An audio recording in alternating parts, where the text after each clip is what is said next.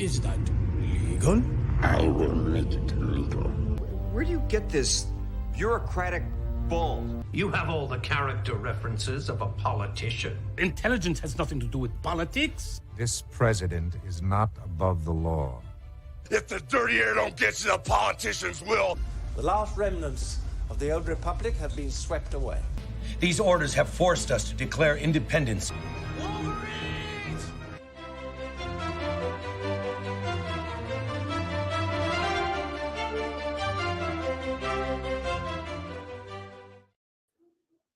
Welcome back to Grounds of Expediency Live. I am Tim. I am the culture war realist. I'm a rational individualist. I'm the no-compromise anti-communist. I'm the hierarchy dominator. I cite history with validity. I've got the hot takes for the bot fakes. And most importantly, I'm never a victim. With a shield and sword, we're protecting you from the horde. And I have finally backstage showing up just in time. My procurator of justice in the new regime, the medicine man of the tribe, the reality check technician, the man who will always tell you what's on his mind, the grand high priest, holy order of the jab, Greg.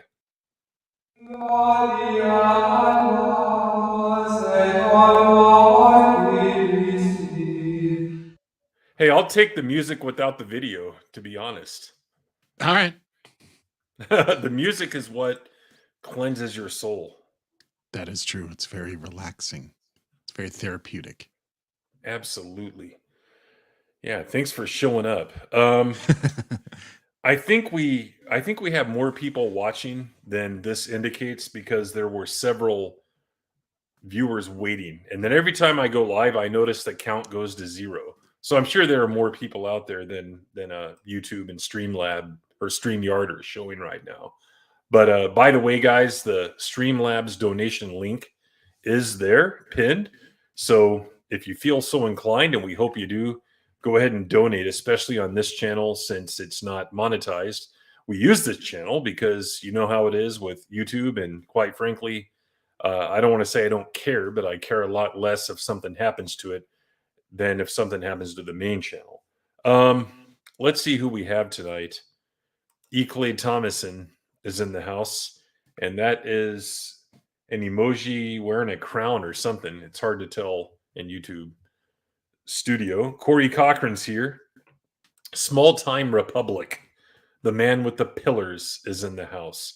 I saw Blake earlier, and he's out there sharing stuff on Twitter, and that's a great reminder. Share the link out there, guys. Let's get a pretty good crowd again. I think we got up to a pretty decent level of concurrent viewers last week. We want to keep on building this channel. Let's get to 200 subs in the next couple of months. We've been pretty stagnant because quite frankly, this hasn't been a consistently used channel, but we intend to change that for sure. All right. So that's going on. Share the stream out there, guys. What's going on, Greg? How are you this week? Oh, it's an exciting week. There's a lot actually kind of going on. I mean, not just in the wait, you mean in the news or in your personal life? In the news. My personal life is still boring as fuck. I wish mine were. Nothing worth talking about, but lots going on in the world of pop culture, lots going on in the world of politics. Mm-hmm. So, oh yeah, I have a list of things to talk about here, beyond just what was on the thumbnail. No, I mean, we got, the WEF going on right now and, news of that. And mm-hmm. You mean the ESG is what's going on right now? Yeah. Well, it's basically, I mean, it's the globalist redistribution network. Mm-hmm. Yep. And it's all being run by the people that would consider themselves at the top of the food chain that wouldn't have the rules apply to them. Right. The no, these are the same in the Marxist regime that they want to come. These are the same people that were all exempt from all the restrictions from in the year 2020. Yes. They could travel. They could meet in groups. Mm-hmm. They could do everything and anything. Mm-hmm. Gas stoves. They could have gas stoves if they wanted. None of the rules. apply to them ever. They could brace their pistol if they wanted, or their bodyguards could. I'm sorry. Yes, their bodyguards could, or themselves if they so chose to do so. Yes. I mean, let's be honest. Even if you're a leftist, like if you've actually tried shooting a gun, it's kind of fun. Yeah, I'm sure most of the guys here in the chat have. Depends on where you live. I mean, there's a lot of places in the world where you can't even own the goddamn things. So yeah, I'm getting a little bit of an echo. Oh, for me? Maybe apparently, I don't think it's from me. I might have my speakers on a little bit.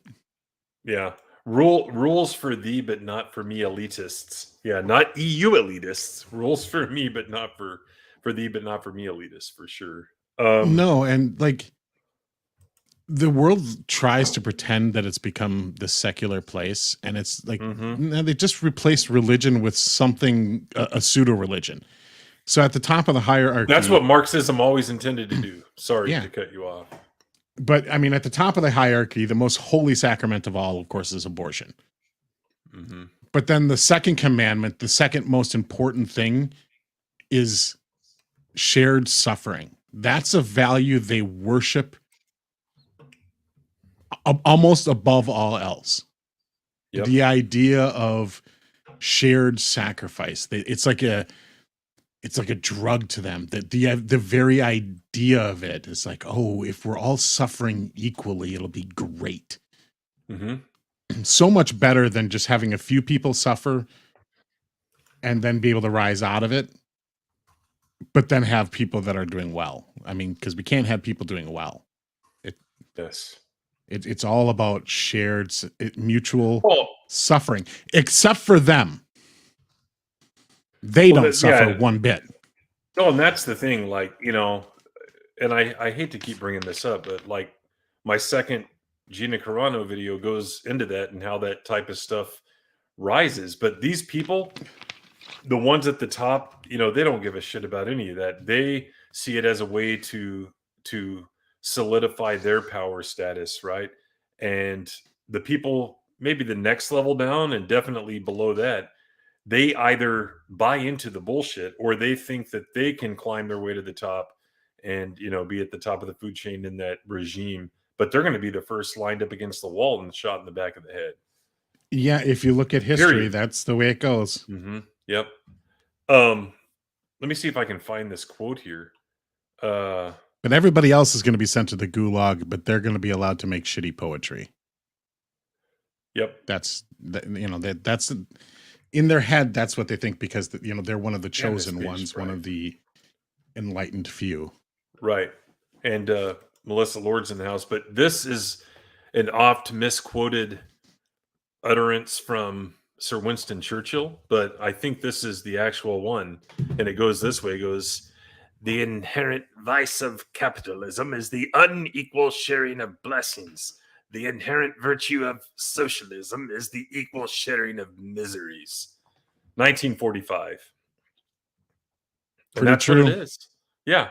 It's the equal sharing, but it isn't, right? Because again, the people at the top, they're going to keep their Malibu homes. They're going to keep their Upper West Side apartments, penthouses, and all that. We had the most obvious, blatant, in-your-face example of this over the last couple of years. I mean, I can go to have my fancy lunch at the French Laundry, but you can't go to church. Right. I can go get my hair done. You can't go to the gym. Well, hold on. It's worse than that because in one of my videos, I think it was my Babylon 5 historical comparison video, it was worse than that in some areas, even in the United States. It was like, hey, if you know of someone that has more than one person in their house and they're not a resident of that house, then here's a phone number you can call. It's not even about going in public. It's your own dadgum house. They had snitch lines. Yeah.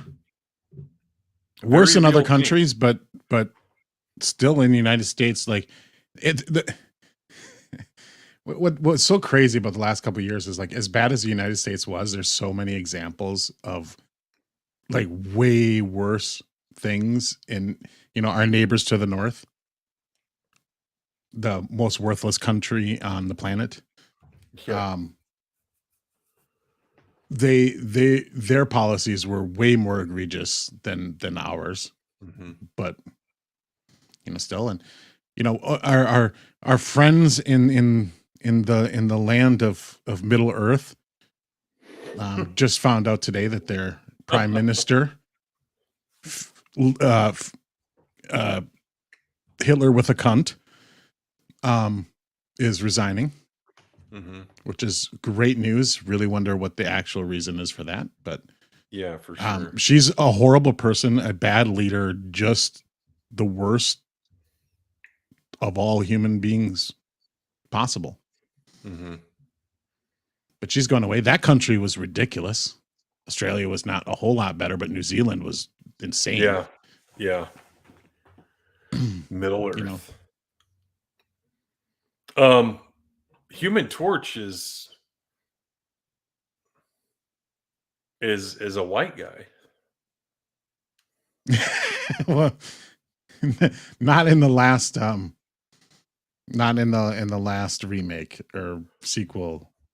What do you mean? That was what's his name? I can't think of the guy, white guy in the last one, right? No, there was a third Fantastic Four, Fan Four. Really? Yeah. What year was that? It's not the one with Ewan Griffith. There's another one? Yeah. Holy shit, how did I miss that? Yeah.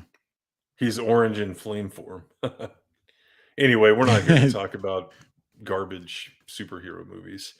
I wanted to show you guys something that I just found earlier. Let me oh my God, was it Michael B. Jordan? What? The actor who played the Human Torch in the really? Four Stick movie. I had no idea. I saw the movie kind of, like I had it on, but I couldn't pay attention to it. Gotcha. So apparently I can't maximize this. So I'll just have to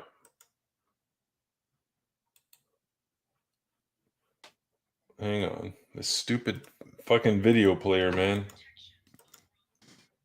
Here, let me refresh. I swear, like, I'm so sick of websites, like, just having inconsistent video players, and I like when they just link to YouTube, so you know the controls and all that shit. Yeah, where they could just have the embed. Yeah. Embed the thing. Yes. Yeah, that's all right. Much better. Let me see. Okay, I can share this right here. Share audio. Again, I can't maximize it. There's no option. So let me know if you can't hear this. Are you ready? Whoop, let me scroll up. All right, here we go. I don't want to hear this. The White House will commemorate what would have been the 50th anniversary of Roe v. Wade. Vice President Harris will travel to Florida to deliver a major address on the fight for women across America to have access to reproductive care and make their own health care decisions. 50 years after the Supreme Court's 1973 decision in Roe v. Wade, ultra-MAGA Republican officials continue to ultra-MAGA of government for extreme legislation rolling back women's fundamental rights, including a national abortion ban. At the state level, more than 60 anti-choice bills have been produced for the 2023 legislative session, including extreme proposals going as far as threatening women with felony charges. It's not even about this. Just keep watching. In stark contrast, the president and the vice president remain committed to fighting these extreme attacks on women and expanding access to reproductive care however they possibly can. This Sunday, the president will speak about the fight to secure women's fundamental right to reproductive health care in the face of these attacks. She will talk about what's at stake. Did you catch it? No. She called Harris the president. Oh, Biden does that all the time.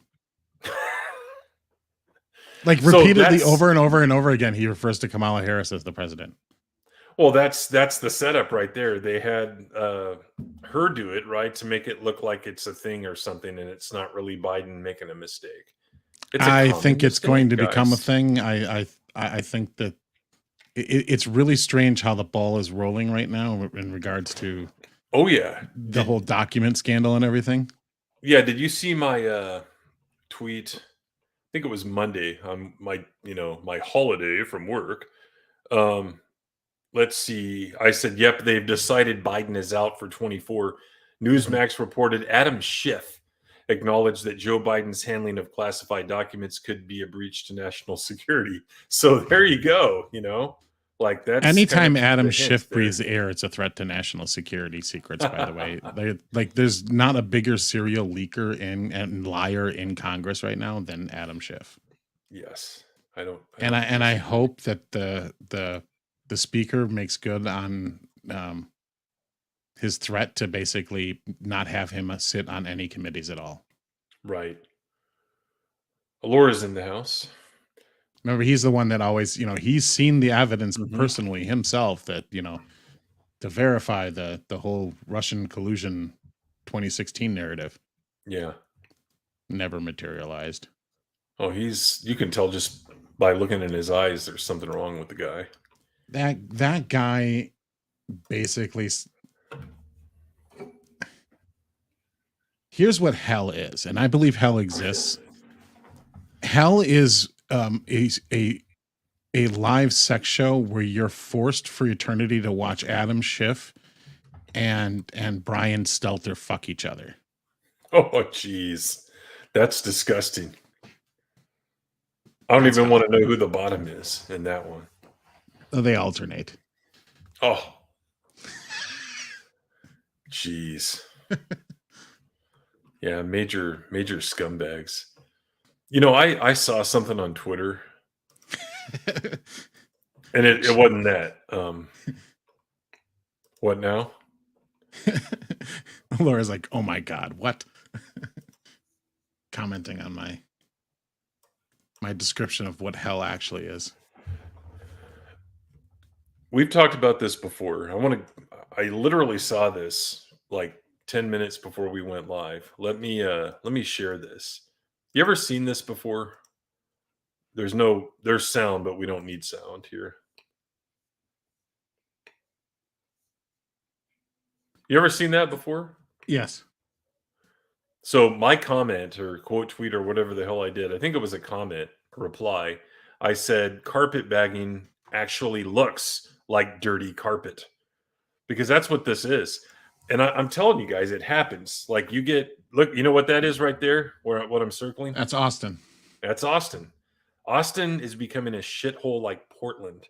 And quite frankly, where I live, it's becoming like Portland too. You go downtown and you see all the shitty ass art that is like supposedly, it's graffiti that, it's really art. It's street art. No, it looks like uncultured garbage is what it does. So the point is, what happens? These people think that, wow, I want to get out of where I live. It's bad. Even, supposedly conservative people. And it's happening. See, it's happening in Montana. It's happening in Idaho.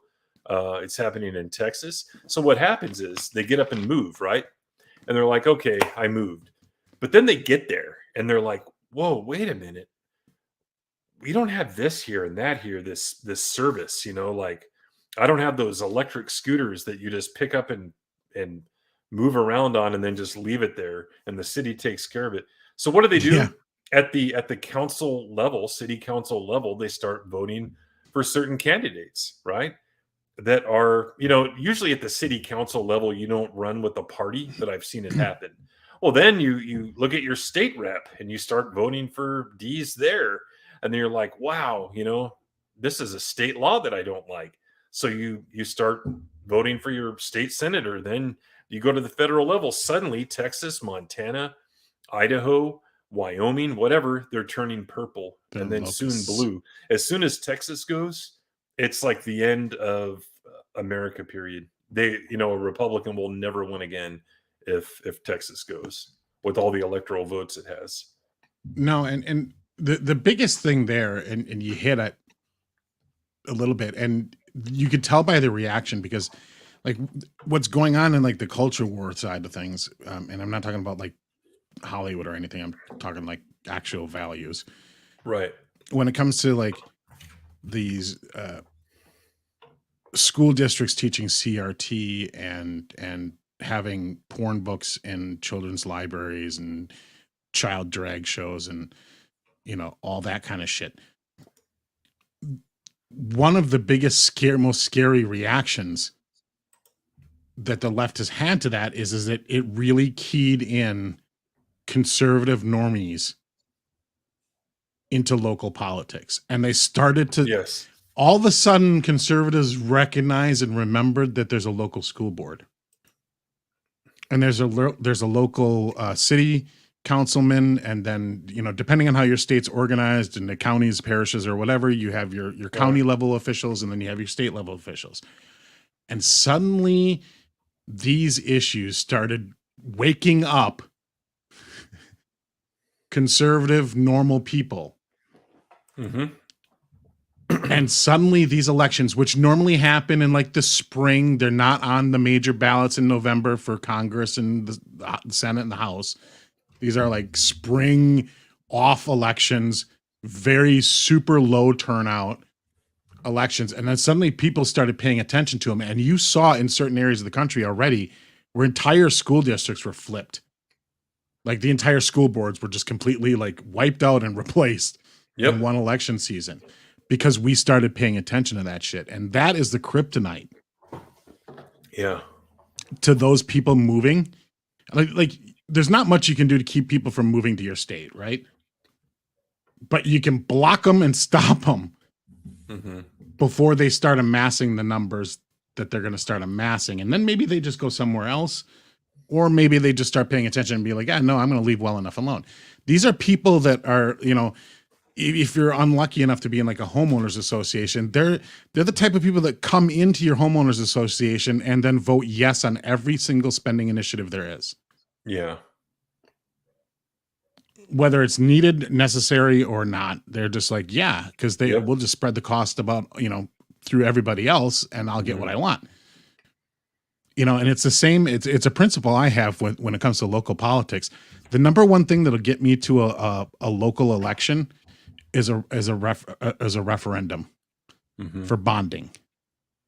Because the way most states work, and again, it works different by states and municipalities, but in order to secure debt to do capital improvements in like the school district or some call city, you know, the millage or whatever. Yeah. So they need these referendums to approve the spending. And my automatic default thing is no. And it should be everybody's automatic default. Never vote for any dollar, period, ever. Because until you can walk around your city and see that not a dollar is being wasted, then another dollar doesn't need to be spent. Because what these local politicians do, and this is a pattern that then becomes extreme when we get to the federal level, is like, so they'll say like, look, we have this budget issue, and you know, the only solution we can think of is to fire policemen and firemen. And then your house is going to burn down. You notice that every time a city is faced with a budget crisis, the first thing the mayor says to the public is like, oh, this is going to reduce our response time for emergency services. Because there's not one dime else in the entire city budget that they can cut. They can't cut the manicured boulevards. And they can't cut some of the payroll there to have people mow and plant flower beds in the middle of a fucking boulevard that nobody gives a shit about. Yeah. That we can't cut that. We can't not use decorative bricks for the overpasses. Well, it's funny you brought up roads, you know, because my roads. So that's probably number one, actually, that I hear. I don't really hear services first. It's always, who's going to do the roads? Who's going to do the roads? Yeah, we need to increase your taxes or there'll be potholes. Yeah, when they fix them, they throw some gravel in it that probably like wears out after 2 weeks. Right. Literally. Yeah, and you know, that's always the trick is like, you know, you're just like, well, the only solution we can think of is to cut the most popular thing. There's no other money to be shaved anywhere else. Same for colleges, right? Oh, the state's cutting they're not raising the number of dollars they're contributing to the university system. So we just we're gonna have to raise tuition. That's the only solution. There's not a single cut to be had in this entire university. We are running bare bones, everybody. So we don't have a choice. We're just gonna raise your tuition. And then the dumb college kids are like, yeah, stupid politicians. As they're going to their, their custom gyms and climbing rock walls and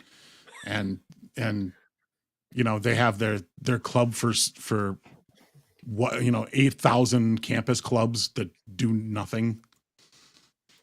No, there's no dollars to be cut anywhere, guys. We're it's fucking tight. We're just gonna have to raise tuition. We don't have a choice.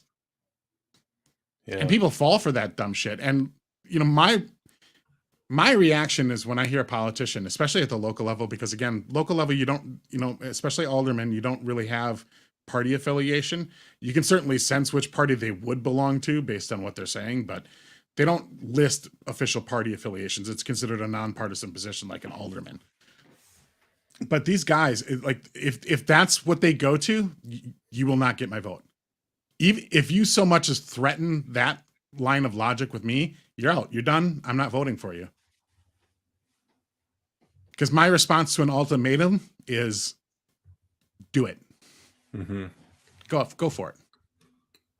And it's the same thing when it comes to other things. Be like, oh, you can't say these things that are the truth because otherwise we'll kill ourselves. I'm like, oh, so you're holding a gun to your own head? You're holding yourself hostage? Pull the trigger. You're gonna hold yourself. You want to hold yourself hostage? Pull the trigger every time. Well, yeah, but just encourage family and whoever else to really think about what they're doing. It's like, what's wrong with where you live?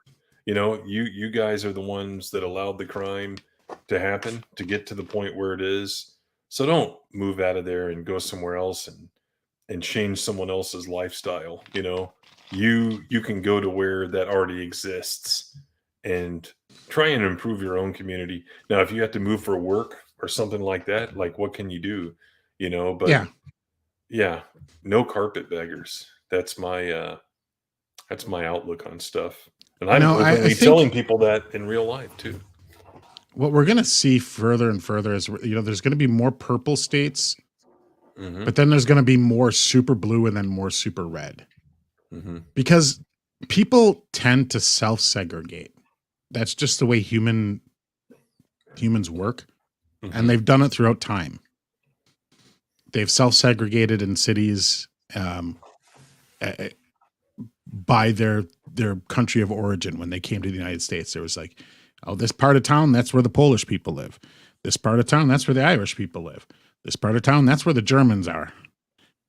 And it wasn't because the government said, like, you're German, you have to live here. It was, they came here and it's like, well, these are the people that I share the most in common with. I'm going to live and be amongst them. They self-segregate. So yeah, that's it. And the states that are going to go deeper blue are the ones where the conservatives are leaving. So like, as people, if all the conservatives left California is, is going to then become way, way, way deeper blue, right? Because now it's even less balanced. And so you get the conservatives moving to a state like Florida, for example. Florida becomes more red, New York and California become more blue. Mm-hmm. I mean, that's just kind of, but that's kind of the design of the country. That was one of the benefits of being a republic. Mm-hmm. It was just more pronounced, well, in the past because the federal government didn't have exactly as much control. I was going to say past tense. Yeah. Because now they try to assert their control over. That's why the left wants to federalize everything. Mm-hmm. Is to kind of take that ability to escape away. Yep. And that's why they want to do it on a global level. I mean, that's why they want to do, a global minimum corporate income tax. Yep. That's why they want to, the whole carbon credit scheme is designed to redistribute wealth. Mm-hmm. But anyway, I saw that map and I'm like, let's reiterate our stance on that, at least my stance on it. Well, and the important thing is if you're in one of these states that's getting inundated with a bunch of blue hairs, pay attention to your local politics. Don't let them get a hold and turn your city into Austin. Mm-hmm. Or Nashville. Because, I mean, you know, we talk blue state, red states. Almost every single red state has a mega blue city. Like they're all, there's a St. Louis in every single state. There's a Nashville in every single state. There's an Austin, Texas in every single state. Yeah, that's true. Isolate them. Yeah, they want the means of production, then they'll run it into the ground too. So, did you read up on this Wells Fargo thing? A little bit. So here's the background on it, guys. So what's going to happen is they're not going to be the only bank to get out of the servicing arena, because what happens is when a bunch of defaults start happening, and they will, that means you need more people working at the servicing bank to deal with it.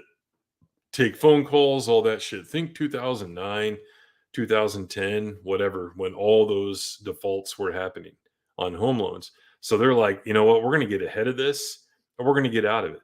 Except for minorities. We're going to continue lending money, right? And I thought, okay, well, what does that mean? Does it mean like women also? Well, no, because you scroll down and it talks about it here. Expand its retail team by focusing on existing bank covers and underserved communities. Invest an additional $100 million to advance racial equity and home ownership, not equality, equity.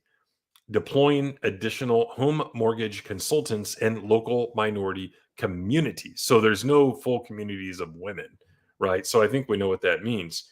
And she says, this Christy Furcho, we will continue to expand our programs to reach more customers in underserved communities by leveraging, and that's not really supposed to be used as a verb, our strong partnerships with the National Urban League, Unidos US, and other nonprofit organizations. So, you know anything about those two places, those two organizations? I do. I'm aware of them. I'm not. Yeah, special interest groups, activists, pieces of garbage. That's what they are. Just like all the others, like the Southern Poverty Law Center, all that shit. That type of organization. National Action Network. It's all designed to grift money out of corporations, guilt money. Yeah, with their communist agendas. We will also hire additional mortgage consultants in communities of color. And then they straight up say this. The press release highlighted that $150 million will also be used to serve minority communities looking to refinance or buy a home, quote unquote, helping more Black and Hispanic, both of those are lowercase in this article, families achieve home ownership. So, not only is it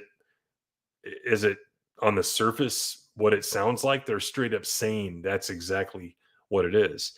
And this has to be illegal.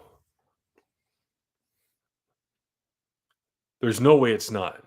Now, what if, Greg? Here's the first thing I ask myself, because I'm trying to be fair. What if I lived in one of these communities and I was a dirt floor poor guy, right? And I wanted to get a home. Like, would I qualify because I live in that community, you think? Or is it all based on the federal definition of what constitutes a member of the minority community? I think what they're going to do is they're going to put geographic constraints on it to avoid the legal issue of race preference. Right. So, theoretically, if you live in one of these zones, right, and this is something that has existed for a long time, these economic development zone type projects, they've existed. I mean, it was an initiative that was fairly big, I think, under the Clinton administration for a while. You know, you got to have those midnight basketball courts. Remember that shit? Like if you're a Rush baby from the that listened during the '90s, you probably are familiar. Oh, I worked with guys that did that shit. Yeah. And you know, they'll tailor it that way, I think, to avoid the legal issue. Mm-hmm. And so that's what they'll do. Be like, oh, these are underserved communities. You know, they'll be like, oh, look at this is a food desert. You know. So. Well, Alora's saying virtue signaling, yes, but guess what?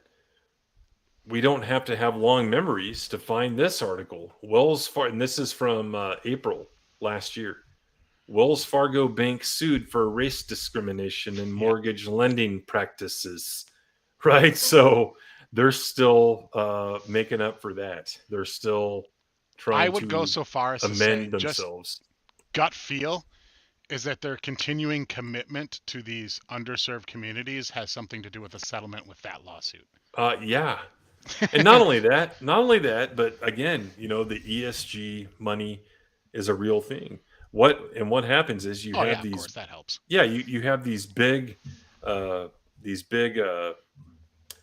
investors, right? And they all form these cabals, and they tell these big companies, "Hey, I'm going to pull my money." In fact, Friday night on the spacing, we're going to talk about that because it's happening to Disney. That's happening to them, and they try to control what these companies do. These companies are so fearful not of losing my, you know, remember those commercials where the guy would, you know, the kid would be like, my dad owns Nike. And then the coaches would imagine themselves with all this, you know, fancy gear. And then the guy walks up and it's like, hey guys, what's going on? It's like, you know, Bill, whoever, owner of 0.000 whatever of Nike, you know, they don't care about those people. They care about the people with the big money. And that's why it makes me rethink the whole nature of going public, because you become beholden to the short term and to whoever is the biggest donor, right? Whoever's the biggest stockholder and whoever can threaten you and hold you hostage with their investments. And it's disgusting. And these people in turn are controlled by the Soroses, right, of the world. And those people right now in Davos, that's who is trying to control the world. And they finally found a way they can do it. Yeah, you can say go woke, go broke, but at the end of the day, are they really going to? When these people are keeping them afloat. They'll be too big to fail, remember? Yeah, exactly. I made a video with that exact name a year ago. And plus, you get governors in the United States like Newsom that straight up offered to bail out Hollywood during the pandemic. It's like, hey, guys, keep doing what you should be doing, and I've got your back. So that's why it's so hard to fight this. But at the end of the day, this article right here I found from a year ago, that's what they're trying to do. They're trying to make amends for that still and make sure that they're not on the naughty list. I still think they're going to run into some problems legally. And I get your explanation around their workaround, but it's too blatant. I think that the Supreme Court case with like the Harvard and that one other college is going to be very, very important coming up. And is that the Asian one, essentially? Yeah, it has to do with the college admissions, but the principle, the underlying principle behind it would apply to things like this as well. Yeah. But when it comes to things like ESG and everything, like the worst part about it isn't their money even. So like we always think when we think of these cabals and ESG and everything like that, we think of it as like the super duper wealthy, right? That have money bins that are controlling all the levers of every society. The thing is that they're controlling your money. These aren't people that are in and of themselves wealthy and throwing their own money around. They're throwing your retirement money around. So these people aren't even people that control or actually own the wealth. They control your retirement accounts. So when one of these investment banks throws their weight around with Disney, they're throwing their weight around with your shares, not their shares, your shares. And the way that some governors are fighting back, you have your Newsoms that, you know, will go all in, but there are some governors that are just like, you know what? And in particular, state treasurers. And here's another one that here's an important race that people never pay attention to. State treasurers in a lot of states control where and who controls the retirement assets for their state pension workers or state 401k holders. And we're talking trillions. Yep. And so some of these governors are like, hey, if you're not going to invest our workers' funds in a way that's going to be profitable for them and instead inject and measure based just simply on politics, then we're going to pull our funds from you. So there is a little bit of pushback. Unfortunately, it's a numbers game, and the larger states, of course, like New York and California and Illinois, who are in unfathomably bad fiscal shape regarding their pension liabilities. We're talking like bailouts on a scale that we've never seen before. And we've seen some pretty shitty bailouts in the last, 20 years. Yeah. Regarding, 2008, 2009, I mean, it'll make those bailouts look like nothing. Because remember, most of that money was paid back. Yes. Except for the UAW. They didn't pay shit. Jeez. They didn't pay shit. I don't even want to talk about that. Never buy GM. Never buy. Ever. Just never buy GM. Had a buddy at work today, and he's like, "Oh, I'm getting transmission fixed." I'm like, "Oh man, that sounds expensive." Yeah, $3,800. It was going to be $6,000, but the guy cut him a deal. I'm like, "Well, what kind of vehicle is it?" He's like, "Oh, it's my wife's GMC Acadia," and I'm like, I just kind of like, did the lopsided sheepish grin, and I walked away. Like, no, for me, 2 makes only, either Honda or Toyota. Period. Because I know those motherfuckers will last, and they're not American. Yeah, they probably have as many plants as the other guys in the United States. My Toyota is more made in America than almost any GM vehicle out there. Right. So I mean, and that's another thing that people don't realize. It'd be like, GM is not an American vehicle; it's a Mexican vehicle. It's a Mexican vehicle. Yeah, like realistically. In high school and after high school, that's when I got so turned off on American cars. I just got sick of them not being reliable, not lasting. And I'm like, fuck it. And I made the change, in 99 and never went back. And I've been very happy. So yeah, I think very happy. The bailouts was the last straw for me. And I was just like, nope, never. If the UAW makes it, I ain't buying it. Mm-hmm. Yeah, and when you have the president of the United States like shilling for Buick and whatever, it's like that made me want to buy one even less. Mm-hmm. So is there anyone left? Good question. Toyota truck, a good friend of mine just got a brand new one, and it has everything. It's pretty awesome. It's got like a freaking 13-inch screen on it that you use to control shit and all that. It's nice. Mine's older, but I'm going to drive it till the wheels fall off. I'm not That's the type of guy I am. For a car, I'm not huge into like the one master touch control screen thing. I kind of like my physical knobs and levers.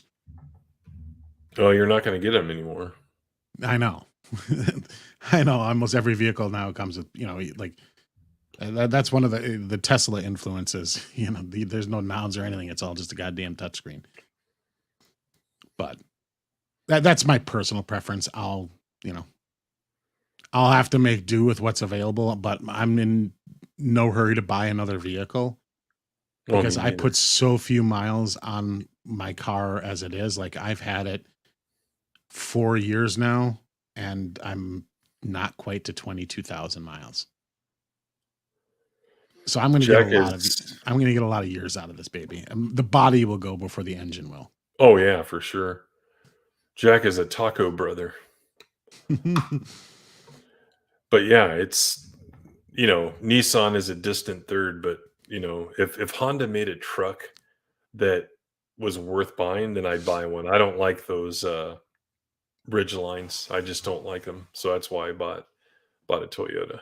But if it's a car, it's either Acura or or Honda for sure. Hmm. Anyway, let's talk about this one. So I have several articles, and this one is absolute garbage. So you know what Yahoo does? They'll like repost other outlet stuff, and this is Yeah, the it's an root. aggregate site. Yeah. Yeah, it's an aggregate site. This is the root. Okay, we explain Sheila Jackson Lee's anti-white supremacy. They explain it. They woman-splain it. And they don't explain it. It's bullshit, and they try to make it look like she owns what's her name from Colorado. No, that's in another article. You know who I'm talking about. Baybird or whatever. Yes, Lauren, yes. yeah. Baybird. That's a good Not way a of putting not a it. big fan of her, but I like the way she looks, but the glasses and all that. sure. Let's see here. So what they're saying here, and this again is not telling the whole story or anything. Blah blah blah blah blah. Well, here, let's just read it. Folks may maybe remember Texas Representative Sheila Jackson Lee for her efforts to secure reparations for Black Americans, which is a totally different topic and makes no sense. We are still very overdue for that 40 acres and a mule. But Rep. Jackson Lee has another fight on her hands this Congress. Last week, she introduced the Leading Against White Supremacy Act, LASA, I guess. The bill is intended to prevent and prosecute white supremacy-inspired hate crime and conspiracy to commit white supremacy-inspired hate crime. Aside from Holly Bailey, my bad. Oh, this is a stupid ad, isn't it? It's hard to tell here. Polling suggests that Black Americans are pretty united on concerns over white supremacist violence. In a 2021 PBS poll, roughly 79% of Black Americans said that white supremacy is the most lethal terrorist threat. This is why I hate these kinds of polls. Just because people think something doesn't make it so, and both sides are guilty of it. Am I right or wrong?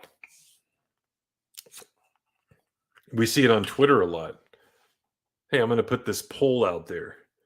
You know, is this thing bad? And then if it's like 80 to 20, it's like, gee, I wonder who is seeing this person's poll. People that agree with that person anyway, right? So that's why I'm not a big fan of like polls like this that just don't really tell you the value of something. It just shows what a bunch of people that are probably low information think about it. And people on quote unquote both sides do it. And I try to avoid it. Well, the polls are influenced by who influences what's in the media. So if the media themselves are constantly running a narrative that white supremacy is on the rise and a major threat and Black people are being murdered in the street by white supremacists, then naturally, if that's the running narrative and it gets over promoted on all the news sites, then people are going to suddenly start thinking that it's a bigger problem than it actually is. Because what they won't tell you and what they don't report is that, you know, other violence is also occurring at the same or worse rates. Yes. So these public poll things, and then of course, like how you word the poll really matters. Like, is the poll simply is like, do you think white supremacy is a bad thing? Yeah. Well, I think most people would say yes. They don't. That doesn't mean that it's their top priority or their top concern, right? Either. So these are polls in the political world are targeted propaganda, and polls we've become so focused on polling data because every race is a horse race now. And you know, every election is the most important election, and everything like that, right? Every single one, every single time. That the polls themselves are making are setting the narrative. They're not a measure of anything. They're the source of the issue. So like the polls are used to manipulate the data because everybody wants to be on the winning side of something, right? Mm-hmm. That's just another human nature thing. That's why, you know, you get people who are fans of the best team of the league every year. Yeah. Right. Because they always want to back a winner. They don't want And to be on the everyone knew losing that side. kid growing up too, right? Yep. Mm-hmm. Yeah, it's like, well, what's your favorite team? I don't know. Let me check the standings. Yeah.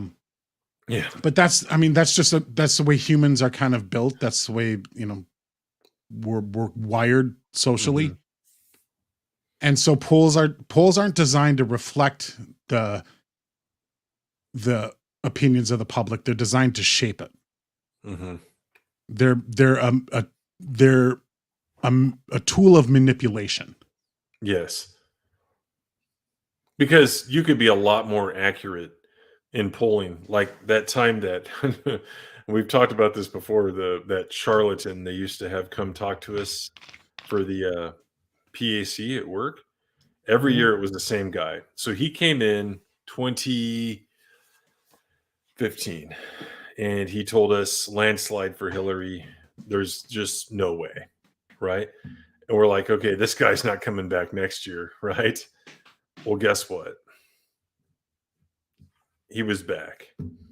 And, he bullshitted his way through all this stuff. And at the Q&A part of it, I'm like, so would you as a pollster, would you look at what the LA Times did and what the Trafalgar Group did, where they got clever about the way they asked it? And they didn't say, hey, ring, ring.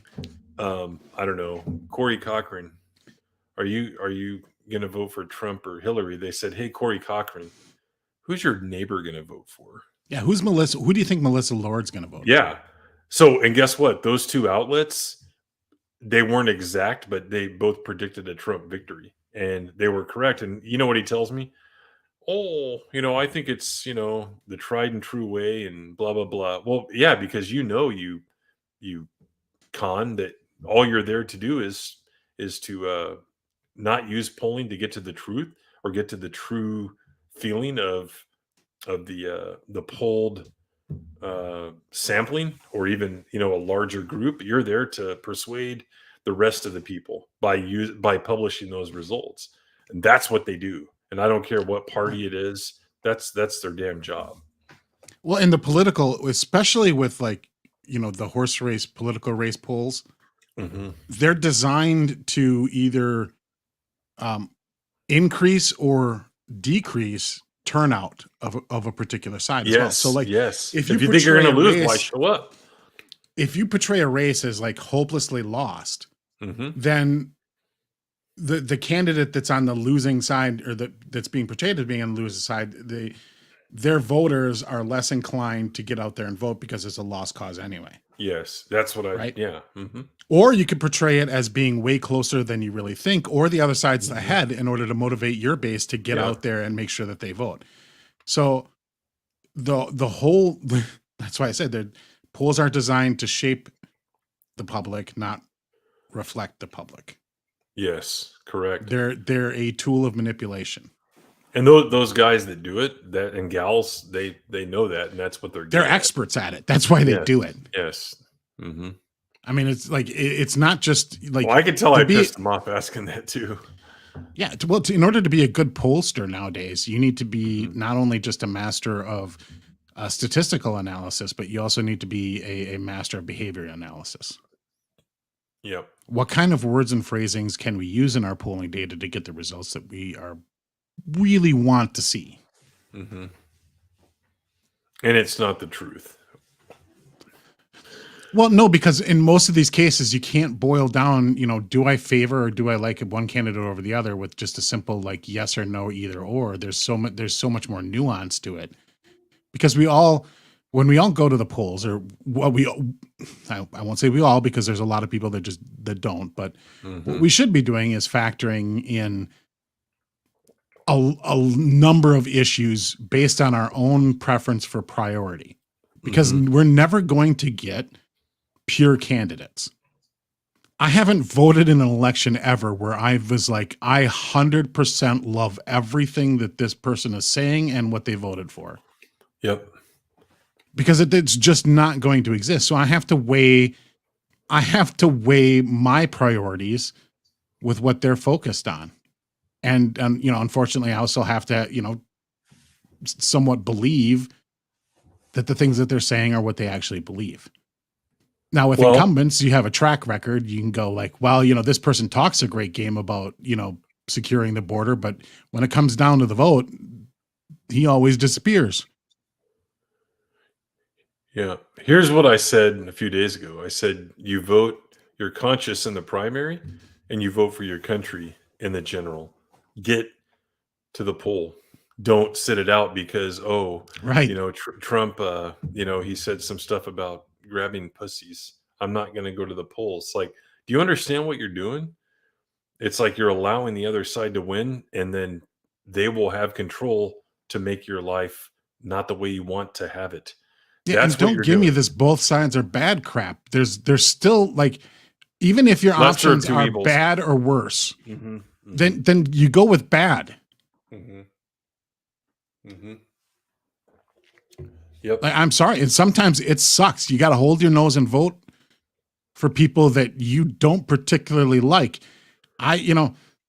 Most of my adult life, I've had to hold my nose at during a presidential election. And the only time I get to not hold my nose is when the primaries come around.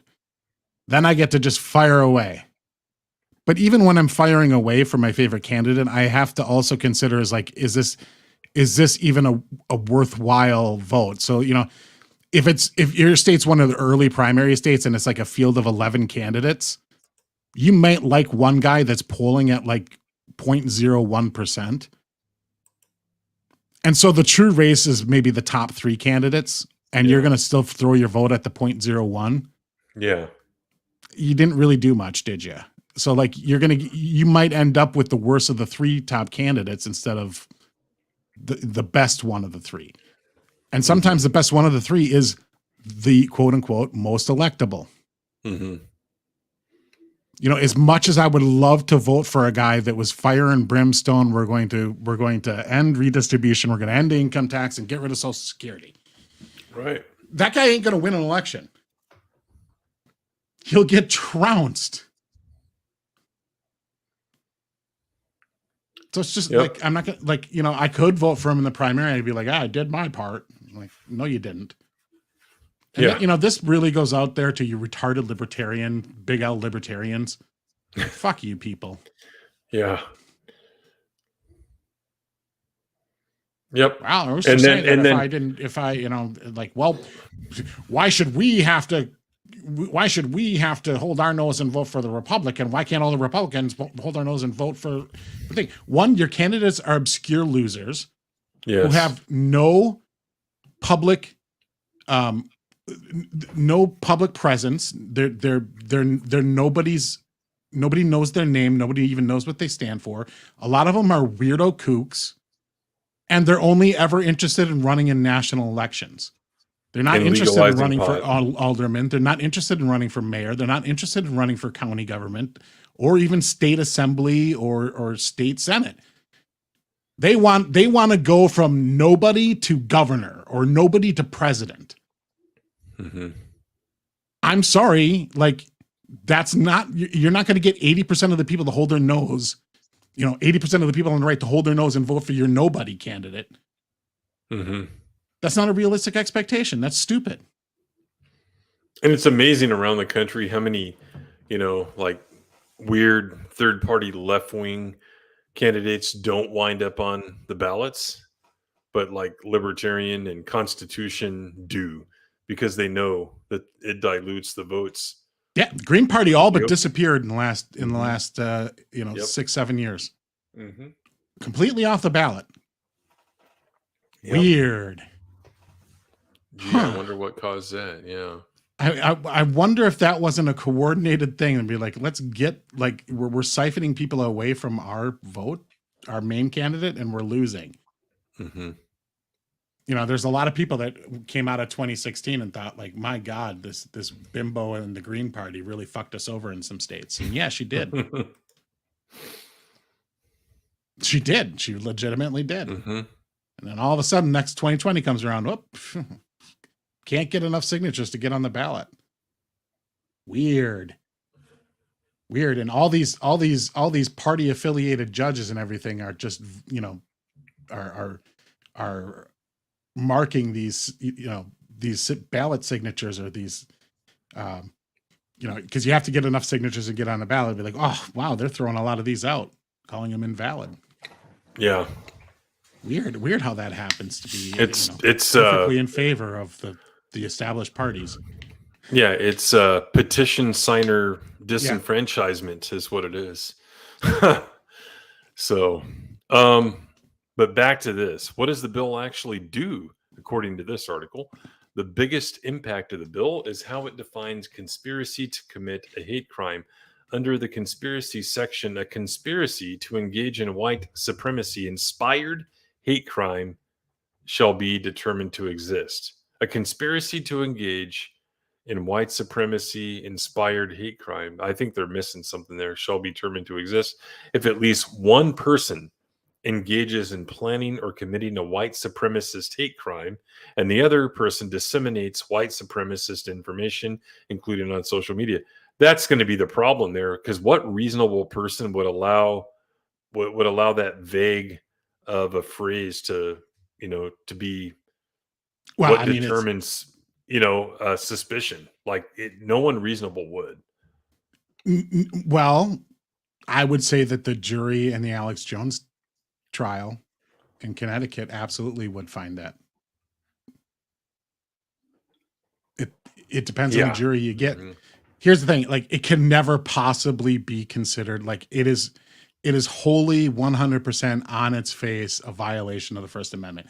The idea that so you're going to put out there, the idea is like, if you say something on social media and somebody somewhere down the line commits a crime and says, and we can confirm that they followed you or read your tweet, that you then have vaguely inspired the hate crime, therefore you are guilty. Yep. There is nothing more on its face a fundamental violation of the entire concept and purpose of the First Amendment.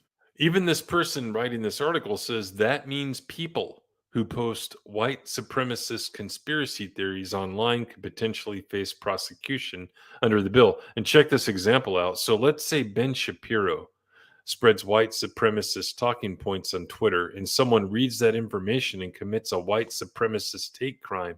Both of them could be charged with conspiracy to commit a hate crime. This isn't the first time people have floated the idea of legal consequences for people who perpetuate white supremacy. After the mass shooting in a predominantly black grocery store in Buffalo, New York, people said Fox News host Tucker Carlson should be held accountable for spouting talking points found in the shooter's manifesto. So it's funny how these stories, like this one from the Root here, they bring up that event, but not all the ones that the mainstream media generally ignores these shootings, right? No, I guess Bernie Sanders is responsible for the shooting of Steve Scalise then, right? Yeah. Yeah, and what about the let's look at what the guy in your neck of the woods was looking into whenever he did the Christmas parade thing, right? Oh, yeah. Thanksgiving parade, whatever it was. Yeah, it was a Thanksgiving parade, yeah. Mm-hmm.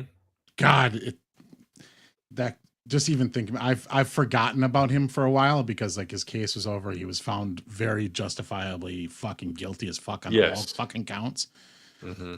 But if there's ever a case where not only should the death penalty exist, but we should waive the constitutional ban on cruel and unusual punishment, that motherfucker is the poster boy for getting rid of that in the Constitution.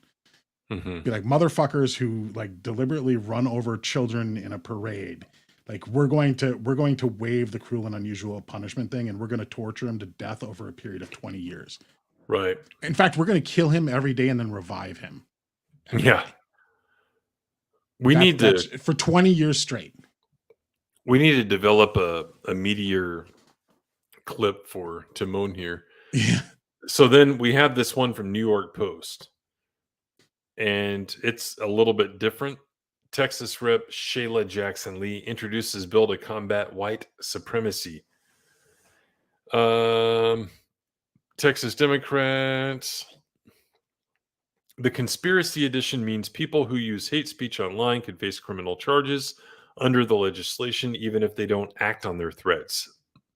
That includes a person who publishes material advancing white supremacy, white supremacist ideology, antagonism based on replacement theory, or hate speech that vilifies or is otherwise directed against any non-white person or group. So this replacement theory thing, this is like a new development. That's what they're, people like... it's one of the things that the left specifically says they're intentionally doing, and then when the right says, hey, look, that's what they're doing, then we're the bad guys. Well, Buchanan was talking about that in the 90s. And then in the 2000s, people like Mark Stein had written books on it, not just about United States, but about Europe especially, right? They openly brag about doing it. Yeah. I mean, like, they openly brag about wanting to do to the rest of the country like what happened in California. Like, California was a red state in our lifetime. Because remember, like, oh, Texas could never turn. Texas was a blue state and California was a red state not that long ago. Yep. I mean, just you get Austin, you get Houston will probably be next, Dallas, greater Dallas area. You legalize all the dreamers, it's over. And lower the voting age, right? To 16. There was a bill to do that. Of course, I mean, I love it when congressmen propose or introduce like constitutional amendments. Like, dude, they're not even get to the floor vote, but like you're certainly not going to get to a 2/3. Like, you're just wasting time. Like that's a virtue signal. That's a congressional virtue signal. Because like these things aren't even going to make it to the floor. So you're not even going to enforce members of Congress to be on the record. Because they're just never going to get to the floor. Because the House leader isn't going to waste time bringing something to the floor that's going to get like trounced. But yeah, this whole bill, like the idea of, and some of the text of it would be like, it isn't even like if it leads to a hate crime. It's like if it could potentially lead to. And you always have to pick, what are you for white supremacy speech? Not, I think people shouldn't be white supremacists, but I'm free speech. And what are you going to define? Are you, because you people out there think that somebody using the OK symbol is a white supremacist move. Yeah. I mean, so like if Ben Shapiro like says, does the OK symbol and actually just even literally means OK, you're going to freeze that. You're going to get that still shot and he's going to be flashing that white supremacy symbol. And then if somebody who is watching his speech or sees that picture commits a crime, then is he guilty of perpetuating the crime or potentially? I mean, on its face, the bill is ridiculous. Yeah. But it's designed specifically for, it's going to be put out there. It's not going to even reach the floor of the House. Like, McCarthy isn't going to put this bill on the House. I think he should. I think they should get a roll call on this. I don't know, because like the problem with that is like, and the low information voter and the low information media only care about the headline of the bill. And a perfect example is like the quote unquote don't say gay bill, right? Yeah. So the headline is only going to be Republicans defeat anti-white supremacy bill. That's not a good headline for Republicans. But that is going to be the headline on every single major news outlet there is. It's not going to be that this was something that is completely ridiculous, a violation of all the fundamental tenets of the First Amendment, and is a bad, vague bill that will get struck down by the Supreme Court. None of that will be in the first paragraph. The first paragraph is going to be Republicans on a party line vote defeated the bill to fight white supremacy. I think in 2023 there are enough social media platforms and media platforms that can set the record straight on that. I think they should do it. I don't know. I think a lot of these, even our side platforms don't go into the weeds enough. I think they should do it, because then you could take that, right, and you could show, hey, I'm campaigning right now, I'm in a debate, and look what you voted for, and here are the facts of this. I don't think they should back down from this. It's like, let's put it to a vote and see how many actually vote yes. Mm-hmm. But I mean, look at this.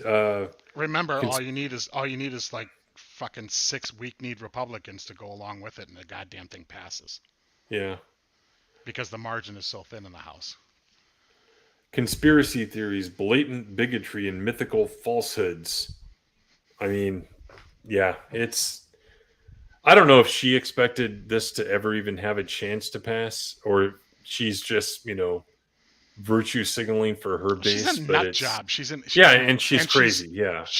She's actually remarkably stupid.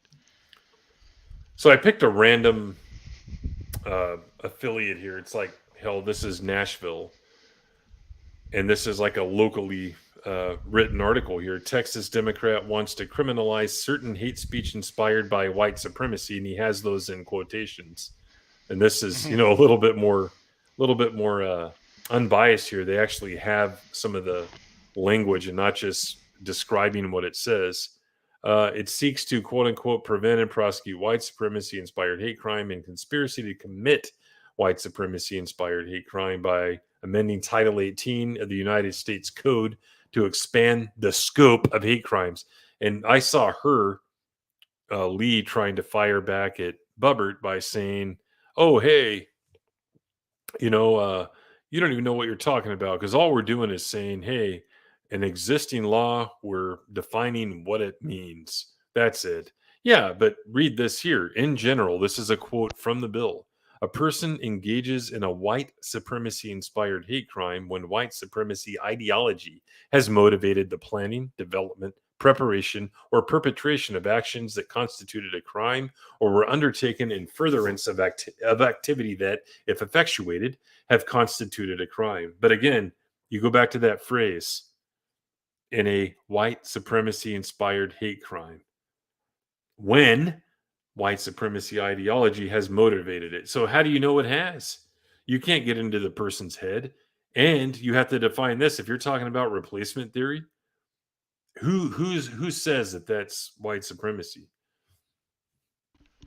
Well, that, and like even if you get, well, the person could admit it, and it's like, yeah, but like they're admitting their admissions of their motivations could also be a self-serving lie. Yeah. Be like, I mean, imagine like a prosecutor like Binger, who prosecuted Kyle Rittenhouse. Imagine a person like that in the prosecutor's office, sitting there, and here's a guy who did a white supremacy crime, right? It'd be like, look, we'll give you a plea deal, but you got to plead guilty. We'll reduce, we'll give you a nicer sentence than you otherwise were going to get, because you're going to get the sentence. You're going to get convicted, buddy. We'll give you a nicer sentence and a nicer prison if you say that you were inspired by Ben Shapiro. Yeah. Mm-hmm. I don't think that a prosecutor wouldn't do it, because they fucking would. They're pieces of garbage in general. I'm sorry to say. They've been given way too broad of selective prosecutorial powers. Like their ability to select, like, it makes sense, right? You can't force them to pursue a case that's unwinnable. That's just stupid. But they're given way too much discretionary power to just basically nullify entire laws. Like, we're just not going to prosecute that crime because I don't like it. Right. This guy hits the nail on the head here. It's not readily apparent how enforcers of the new policy would determine content to be inspirational for white supremacy hate crimes, or exactly who is on the hook for the content, the original creator, a separate person posting the content, or even just a sharer of the content. And then language in the bill is broad, which added that the bill could result in people facing criminal charges for the content they share on social media that's judged to be hateful. Yeah, so that's what I'm saying. It's broad, it's vague. There's just no way any reasonable person would ever. And even if it were to pass somehow and get signed into law, it would have been taken to court. It can't, like, you would think, like, yeah, it shouldn't ever hold up. But, you know, when you put your hands in the Supreme Court over its history, time and time again has been willing to suspend explicit language in the Constitution under the guise of just like, well, the government has a compelling interest to do this, and it's a good thing, so we're going to allow it. Mm-hmm. I mean, yep. Time and time again, the courts have done this and granted the government a lot of leeway under the auspices of like, well, it's a compelling government interest. So like, you know, this amendment is not absolute. Mm-hmm. But this one, we're gonna expand the fuck out of. Like, the shall not be infringed that's vague language, but like, make commerce regular, that's explicit. Mm-hmm. That means the Congress has the ability to regulate the entire economy based on the fact that things could cross state lines. Mm-hmm. To the point where in a landmark legal case, like the government has the ability to restrict a person from growing food that he doesn't sell and only consumes himself because it affects the broader market. Because he's growing his own, he's not buying it on the broader market. And by that reason, the government under the Commerce Clause has the ability to regulate the growing of such said crop. Yep. That's the history of the Supreme Court. So never ever leave it up to the Supreme Court because you just don't know what you get. Like, I'm pretty sure you know what you get with a guy like Clarence Thomas, right? But you certainly don't know what you're going to get with Roberts. Mm-mm. So don't ever hope that the Supreme Court would turn this down. I think, just think, we're coming up on the anniversary of the Supreme Court shooting down the vaccine mandate. But just think, if it were, the circumstances were different in the public, would the Supreme Court have voted the same way? Right. And I don't think they would have. I think they would have punted. Yep. Even this ultra right-wing conservative Supreme Court would have caved. They would have said, well, yes, all that's true, but the government has a compelling interest, and this is a special case, so we're going to find a way to legal jargon our way around the fundamental concepts of liberty and freedom in the Constitution. We'll skirt around the edges and come up with penumbrances and bullshit like that. Well, speaking of SCOTUS, here's one that could come before them, and I have the actual ATF.gov page pulled up. It's not just some random news story, but you heard about this one, the stabilizing brace. Do you remember when what's his name? Yeah, do you remember when old Johnny Cochran was on those public service announcements? Don't put a stock on your Glock. Yeah. That was back in the late 90s, I believe. But here's what's funny about this, and I laughed my ass off. So basically, guys, it's hey, stabilizing brace, you can't do that. And you wind up in a weird situation where the Biden administration is defending something the Trump administration put in place. Right? It's how is that even possible? But and that's simple, I called it out at the time. The administration was wrong. Yeah, and I called it out at the time. See, this guy isn't this hero that you think he is. But here's what made me laugh. So I scrolled down, right? And check out this paragraph. This rule does not affect stabilizing braces that are objectively designed and intended as a stabilizing brace for use by individuals with disabilities.